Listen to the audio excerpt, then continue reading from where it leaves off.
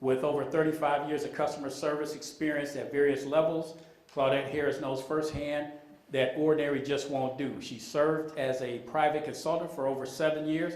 Claudette has started out providing on-the-job training for customer care representatives, corporately, and conducting workshops for nonprofit organizations. After having served as a customer care representative and customer care supervisor and eventually customer care manager, it's clear to her that her passion is not only to provide extraordinary customer service, but to instill that same value into every employee of the company.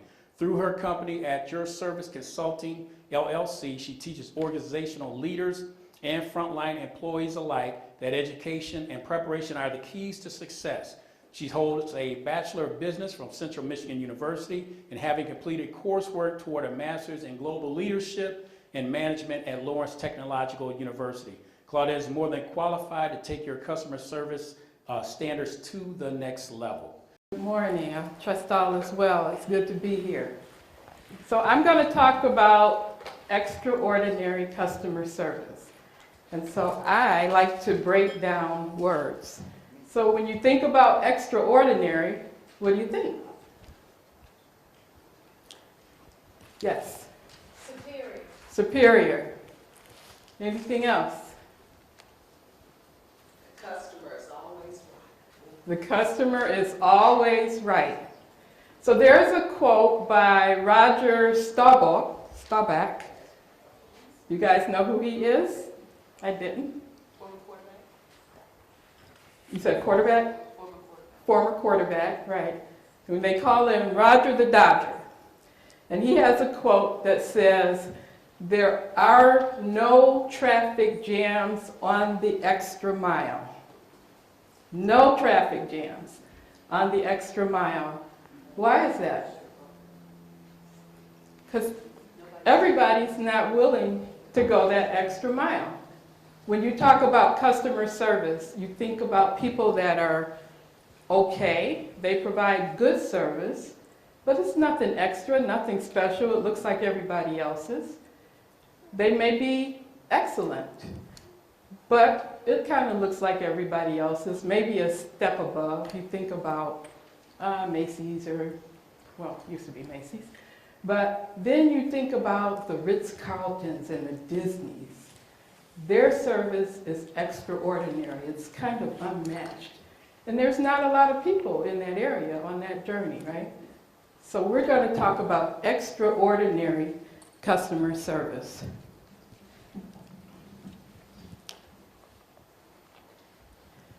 Now, you may look at this slide and you may say, oh, how nice. She brought a picture of her daughter for us to see.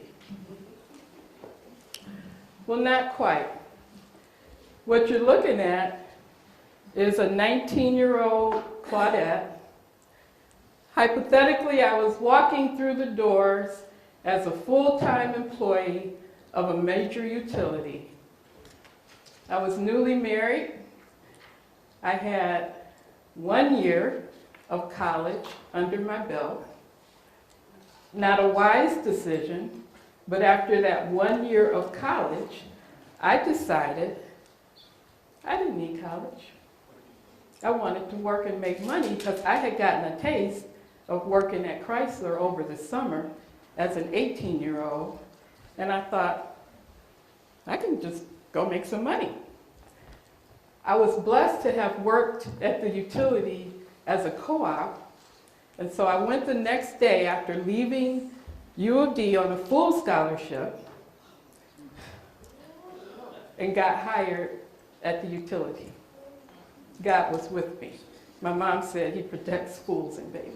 That's what she said. She said a few other words too. But I walked through the door. I was excited. I was confident. And I was very, very unaware of what I was walking into. I knew that DTE was a good company to work for. I said it, I was saying major utility, but it was DTE Energy. I'm proud to have been an employee there for 41 years. I knew that it was a good place to work because I had some experience there, but I was very unaware of what I was walking into. I went in as a file clerk. in the HR department. And so file clerk meant I filed records, but if they needed coffee or pie or potato chips, we had a store across the street from our building. Rain, snow, sleet, no matter what.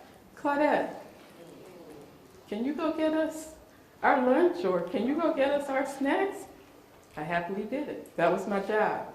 So I had to wait 6 months, but on day 2, day 3, somebody told me that the people in customer service made a lot of money. And that was my goal. I wanted to be a customer service rep because I wanted to make a lot of money, and of course prove to my parents that leaving college was a good idea. Not so good. Anyway, so 6 months later, I applied to be a customer representative. I was a successful candidate, and I walked into that job really not knowing what it meant to be a customer representative, what customer service was, what anything meant for the organization that I was now an employee of. So I had a lot of learning and growing to do. And we're going to talk about how that looked along the way. This is pretty much how I was, not so bad. Says someone calling themselves a customer says they want something that's called service. That's how a lot of us are. Now, according to studies that have been done, there are 2.87 million people. This was as of 2017. 2.87 million people that carry the title of customer representative. The majority of those people are in business services, and then equally, there are some that are in the restaurant service. Now, how many have called into somewhere and got someone and you said, how did they get in customer service? How many of you have gone to a restaurant and said, how did they get in customer service, right? Now, I wasn't that bad, but I didn't know a whole lot about what it meant to be a customer service representative. Again, I had a lot of learning and growing to do. I did know what a customer was, but not in the context of DTE Energy. So let's define a customer. By definition, if you just look it up in the dictionary on Google or however you search, it's one that purchases a commodity or a service. And it's an individual that usually has some specified distinctive trait. They want to buy some shoes if their name is Nan, or they want to buy food if their name is Claudette. But really, everyone is a customer. Everyone has a need. Even those that live off the grid have a need. I want to ask you a question, though. How many church leaders or church folks do I have here? Awesome. Do you find customers in church? Someone tell me how. Because you have your external and your internal. You have external and internal. Your church members are your internal customers. Mm-hmm. And you need to treat them with the same loving kindness as those who are outside the church or coming into the church. Good. Anyone want to add anything on that? Yes. The leadership team, to me, all of the members are your customers, those needing prayer, those that you greet at the door, if you're a greeter, people that are giving, the ushers, so there's many levels and many layers of customer service within the construction of the church. Yes. I agree. I like to say that from the parking lot to the pulpit, there are touch points where you can either draw someone in with loving kindness, or you can push them away. Because if I've been hurt and I decide that I'm going to come to church, and first of all, the parking lot attendant is not nice to me, and then I get to the door and the greeter has a scowl on his or her face, and then I walk in and the usher says, "You can't sit there." most likely I'm not coming back, right? So customer service does apply in the church as well, but it applies in every area that you look at. In organizations, in life, we'll talk about that, and in church as well. Everyone is a customer. So if you look up the definition of service, it's the action of helping or doing work for someone. And it's a system that supplies a public need, such as transportation, communications, utilities such as electricity and water. But I have an acronym that I'd like for you to think about, maybe even write down, if you think about what service is. The S is for sincere. The E is for efficient. The R is realistic. The V is voice controlled. The I is interested. The C is customer driven. And the E is engaged. You're meeting the needs of someone desiring your product, your knowledge, or your service. So if you're sincere, efficient, realistic, voice controlled, interested, and I want to touch on that a moment. Have you ever talked to someone, maybe face to face or on the phone, and you're trying to explain your need to a customer service person, and they are like, on the phone, you hear, hold on, ma'am. Do they seem interested at all? If I walk into your place of business or even your church, and you're doing something else, whether it be texting on your phone, or talking to somebody else, laughing with your fellow greeters or ushers, are you interested in what I'm doing? Interested in me? No. So part of that service acronym is interested. Then customer driven. What does that mean, to be customer driven? Yes?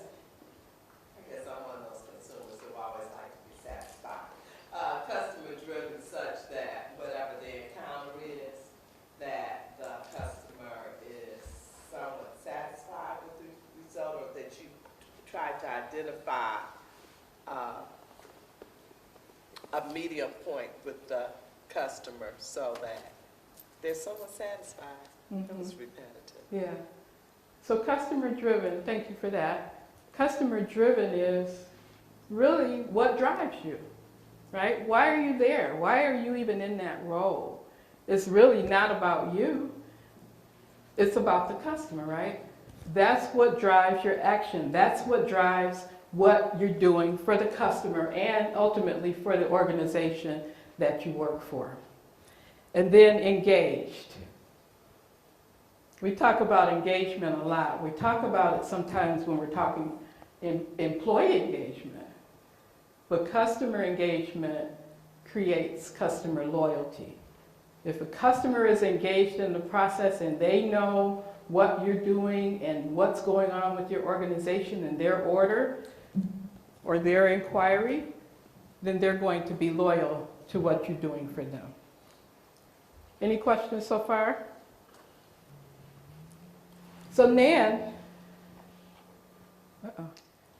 talked about our tapes. And some of us have different definitions of what customer service is based on our tapes. Some of it is based on our experiences, and I believe that some are generational as well. Now, you guys look a little bit younger than me, just a little bit. And so your idea of good customer service is probably a little bit different from mine. Maybe not, because we make generalizations, right? People say, oh, the baby boomers think this, and the millennials think this, and the Generation X thinks this, but it's not general. So, does it matter to you if I'm servicing you and I look you in the eyes and say please and thank you? Not please and thank you. I just want to feel sincerity, but I don't really care to hear please. Okay. Do I need to look at you though? Yeah. Okay. What about you? I feel about the same way. About the same way? Okay. How about you guys? Does it matter if I'm servicing you or talking to you that I look at you and acknowledge that I appreciate your business? It does matter. It matters to me, but there are some studies that say for millennials, it really doesn't matter as long as they can find it on the computer fast and the chat or whatever they need help with comes up fast and they get a quick answer. That's good customer service. You don't need to talk to a person at all. Now, I have 2 children in the millennial generation, but they're on different spectrums. One is 27, one is 33, and imagine this, they both ended up in customer service roles. They were well prepared. I started training them when they were 2. But for my 33-year-old who's on the phone, she notices when people don't look at her, when they don't acknowledge her. But for the 27-year-old, doesn't really matter to him. He says, just treat me with respect. And he feels in customer service, and I had to kind of train him, to get respect, you have to give it. And I told him, son, everybody's not going to give you respect when it comes to customer service, but you still have to treat them with respect. So we all have our own definition of customer service. Now, the secret to success in customer service in life is to treat all customers as if your world revolves around them. Because if you don't have customers, you don't have what? You don't have business. If you're a pastor, church leader, any kind of other nonprofit leader, if you don't have customers, you don't have parishioners, and that affects your bottom line, doesn't it? We don't want to talk about that when it comes to church, but if you don't have people paying tithes and offering, that might be a problem. So, excuse me, I want to give you 5 key skills that you want to have and develop if you are looking to be in the customer service field or are in it. Now, is anybody in customer service? Okay. So I'm going to give you these 5 key skills. You want to have written and verbal communication skills. I, at one time, managed a team that did only written correspondence. So I thought it would be an easy job. It was nearing the end of my career, and I was like, oh, this will be great. Not so much. People write like they feel, like they hear, like they think. But when you're writing to a customer, and that can be used in a court of law, you can't say what you're feeling, right? Like, you should have paid your bill. You just can't say that. There's a way to say it that's incorporating your soft skills. So number 2, problem solving and analytical skills. Problem solving and analytical skills. I was in a sporting goods store the other day, and I was on assignment to buy snow pants for my granddaughter, the youngest one. And so the snow pants must have been made somewhere other than USA because the sizing was different than what I'm used to seeing. I went to the cashier and I asked him, so this says it's a size, and I'm not sure what it said. What is the equivalent of this size in US sizes? And he said, oh, I don't know. Just like that. Oh, I don't know. Now, it was a large store. There were probably 3 people on the floor, so they were a little short-staffed. So I walked all the way back to the back of the store. I found someone that looked like a manager, and I said, I'm trying to determine what the equivalent of this size in US. She said, oh, those are so tricky. I don't know. Not let me find out. Let me look it up. Let me do some research. So what did I do? I put it down and I walked out. So they missed the sale, right? So just take time to solve a problem, analyze and do your research. Please don't say, I don't know. How you say something makes a difference.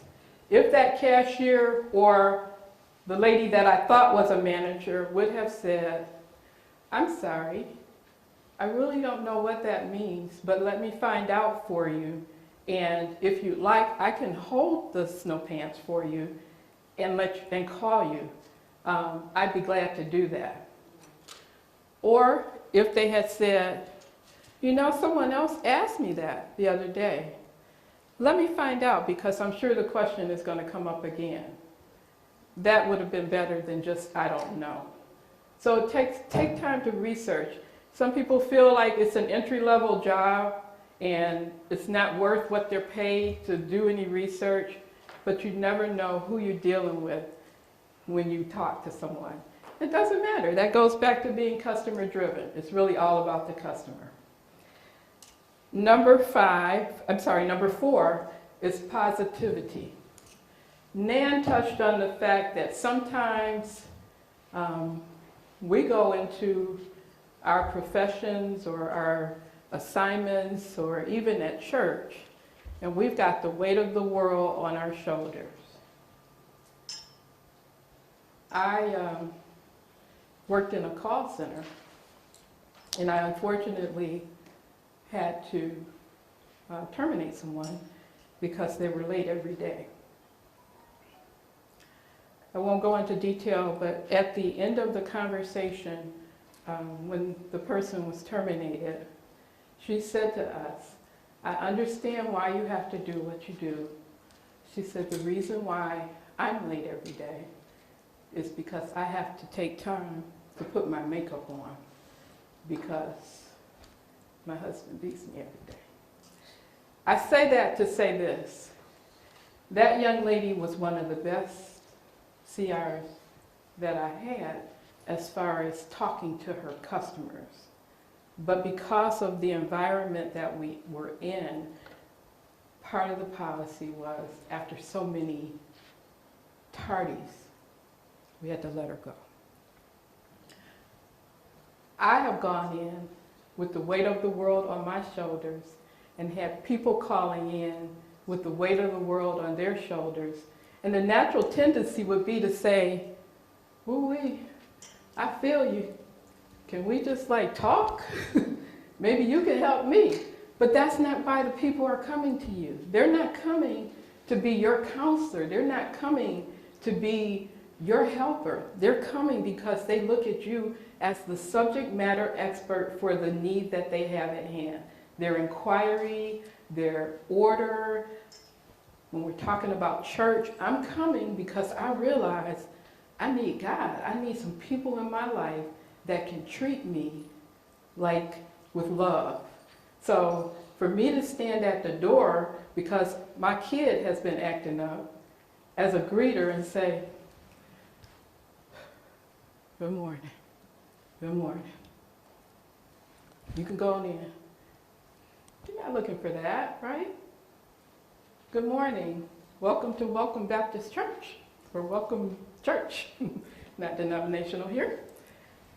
But you understand what I'm saying? You have to be positive. And then Nan talked about self-control and patience. I have had people calling in. I have people, I've worked in the call center as well as in the customer office. So I have had people calling in that did not want to talk to a woman or a woman of color.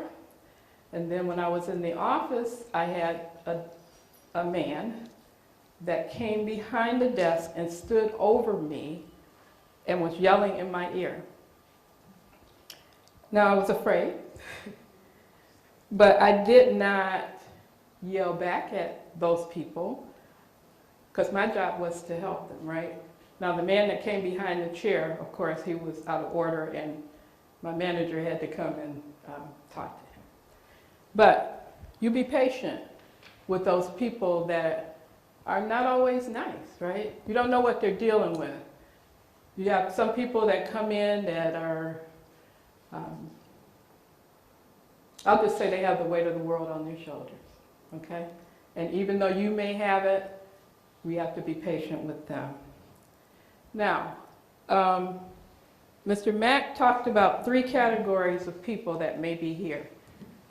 The employer, the employer, and the entrepreneur. Who is an entrepreneur in here? Okay, good portion of you. Employee? Kind of all of us, right? What did I miss? Employer? Employer. Kind of the same. How about, and I couldn't think of an E to go with it, so I'm sorry. Church leader. Pastor or church leader? Okay. All right. So you may be looking for people that will serve your organization well, or that you have in your ranks and you want to evaluate their performance. So these are some of the things that you either want to look for in your customer contact personnel, I would say with your customer service professionals, because it takes that development that Nan referred to along the way. I was developed along the way where I was able to get into different positions, but it may take that development to get to the professional level. And here are 5 things that you want to look for. First of all, the person embodies the company and organizational values. You want to have someone that, we used to say, has your organizational values as part of their DNA. They may not have the vision, but they understand it, and they embody it, and they conduct themselves in a manner that shows that. Number 2, they have a knowledge of the product and service that you offer, whether it be shoes, specialty food, clothing, jewelry. Your employees should know about the service and the product that you offer. I do little tests because, you know, customer service is my thing. So sometimes I'll go up to an employee in like a restaurant, fast food restaurant, and I'll say, hey, who owns this? Who owns the restaurant? What's the name of your franchise? Or can you tell me about something on the menu? Most of the time they don't know about the product and service because unfortunately the button is there with the picture on it and it doesn't cause them to know. But it helps to know because you don't know who's coming through the drive-thru, you don't know who's coming in the restaurant, right? You don't know who's coming in the store. It could be the owner. I used to do mystery shopping. And that was fun because I would go in and I would look around and the first thing that we would check off is if they greeted us if we were in a certain distance of the store. And then what they said and then what they were doing on the floor. So you don't know if you've encountered with a mystery shopper. You raising your hand or you? No, Okay, gotcha. Okay, so that was number 2, the knowledge of the product or the service order offered. Number 3, access to resources or information about the organization and its products and services. That kind of goes with what I was saying before. You need to, if you don't know, you need to either know who to ask or know where to get the information. Number 4, confidence in your personal competencies. Nan says, and I don't know, she said, I know enough to know what I don't know. Something like that. But you have to be competent in what you do know as a customer service professional. They're coming to you because you are the subject matter expert. And so if you don't know what you're doing and you're not sure about your competencies, then that doesn't come across as a professional or an expert. Now, do you think the 19-year-old that walked through that door, the first call that I took, I was competent in what I was doing? Not at all. I had book training. I think at the time it was 6 weeks of book training. But to get a customer and to be competent in what that customer was asking about when it came to electricity, not at all. Not at all. So that comes with personal development. And then number 5 is understanding customer characteristics. Customers are different. A customer that walks into Walmart may or may not be a little bit different than a customer that walks into Nordstrom's. This is my shopping expert over here. I had to look at her. Is that correct? Okay. A customer that walks into Kroger's may be a little bit different than the customer that walks into the local grocery store. So you need to know your customer's characteristics. Now, when I worked in the customer office, I had the pleasure of working in the Hamtramck office. So we were pretty slow most of the time. But we knew on the 1st and the 15th of the month, we would be busy because Hamtramck in the area where we were had senior citizens. And they were some of the older Polish ladies, and they would come in, so cute, with their babushkas on.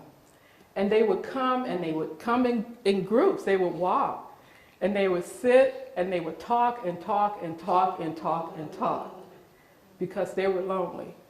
And so this was their outing, and they would come and talk to us. Yeah, they would pay their bill, but then they would talk about everything else. And so that was our customers, and we knew their characteristics. So you know your customers, you know their characteristics, and that all boils down to them feeling that you care about them and they are your customer. So, you ever heard this? It's not my job. It says, why do I have to help the customer? It's not my department. The boss says, maybe it's not your department, but it is your job. Taking care of customers makes all of us look good. A rising tide lifts all boats. Here's a quote by Tony, I can't say his last name, Hyson, who is the CEO of Zappos. Customer service should not be a department, it should be the entire company, the entire organization. So even if it's not my job, if I work in the paint department and you ask me about hardware, I shouldn't say, I don't know. I don't know about hardware. You have to find somebody that knows.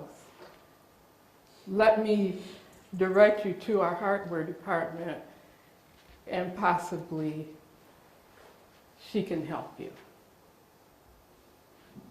It's all of our jobs. Customer service is all of our jobs.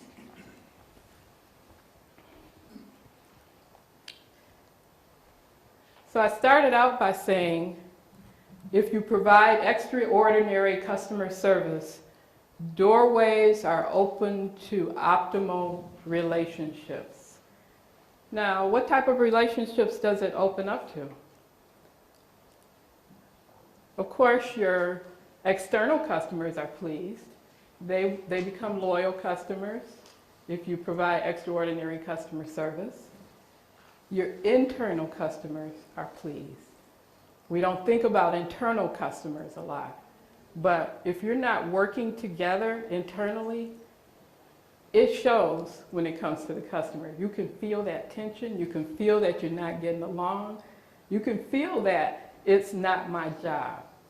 It carries itself over to your customers. But it also carries over to competitors. Have you ever gone somewhere or called a place and they say, well, no, ma'am, we don't do that or have that, but you can call XYZ company, they're over in another state or city, excuse me. They'll be glad to help you. They give good service too. So if you're developing optimal relationships because of the service that you provide, if you're doing it with integrity, then you can even develop relationships with your competitors.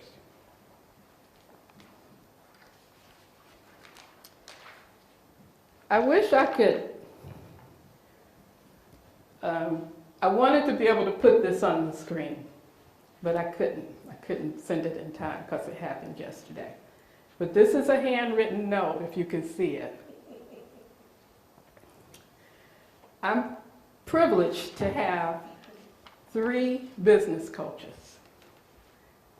We'll call them Percy, Percy, and Percy.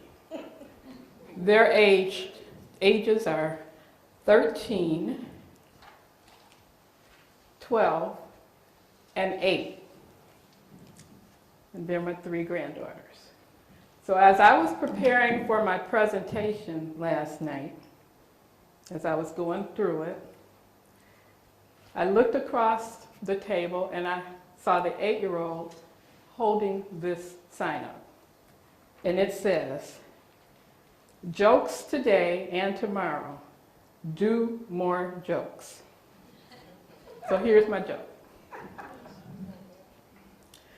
Why did the chicken cross the road? Anybody? To get to the other side. Anybody else? You're absolutely right. To get to the other side, because across the street there was a restaurant that provided extraordinary customer service. And that chicken wanted her legacy to be that she served from a restaurant with extraordinary customer service. We'll say Chick-fil-A. But anyway, that was my joke for today. I took Kayla's advice. She also wanted to explain to me what the word characteristic meant. And she said it means human. For an 8-year-old, I think that's pretty good. And then the other 2, the 13 and 12-year-old said, just mention that your granddaughters helped you with the presentation. So I followed the orders of my business coaches, okay? You have the handout that was there, and you also have an assessment just to take a look at why you may need customer service or why you may need customer service training. It was in your folder, so feel free to take that. I want to thank James and Robin Mack for the opportunity to present today. It's a privilege to do so, and I wish you all much success and continue to serve your customers well. Thank you.